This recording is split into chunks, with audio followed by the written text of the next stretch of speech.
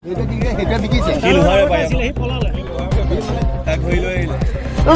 এতিয়া পৰিণত হৈছে চোৰৰ ৰম্যভূমি। দিন দুপৰতে চোৰৰ টিঘিলঘিলনি। যোৰহাটত চোৰৰ সন্ত্ৰাসৰ বাবেই সৰ্বশ্ৰান্ত হৈছে সাধাৰণ লোক। যদিহে আপোনাৰ ঘৰৰ ওচৰত লোহালংকা বিচৰা বা সন্দেহজনক লোকক প্ৰত্যক্ষ কৰিছে তেন্তে সাৱধান হওক। এইবাৰ চোৰৰ লক্ষ্যস্থান যোৰহাটৰ মালোৱালী বাইপাছৰ সমীপত থকা এভাগ শিৱ মন্দিৰ।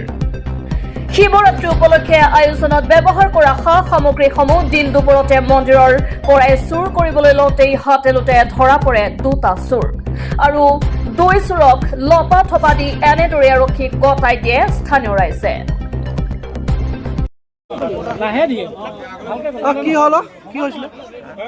বিনা কাৰণত মোক পিটিছে। সি নিজে চুৰ কৰিছে। চুৰ কৰি সি বাচিবৰ কাৰণে দেখুৱাবলৈ এটা মানুহ লাগে নে? সেইটো কাৰণে সি বাচিবৰ কাৰণে দেখুৱাই মোক পিটাইছে। সি চুৰ কৰিছে লোহা বেপাৰীটোৱে। সি বাচিবৰ কাৰণে পিতাই মোক দেখুৱাইছে।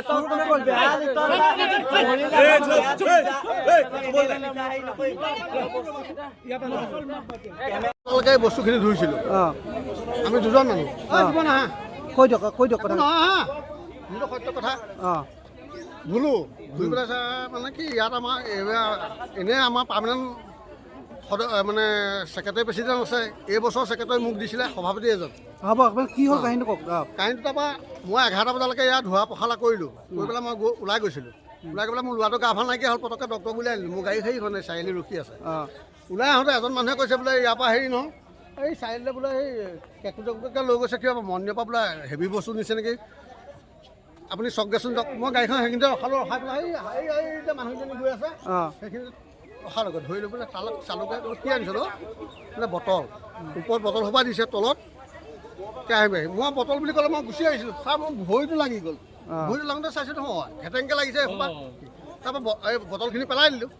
পেলাই দিয়াৰ লগে লগে চাইছোঁ নহয় এইবোৰ গামলা কেৰাহীখিনি চালোঁ নহয় মই নিজে ধুৱাই কোলা লাগি আছে হাতত।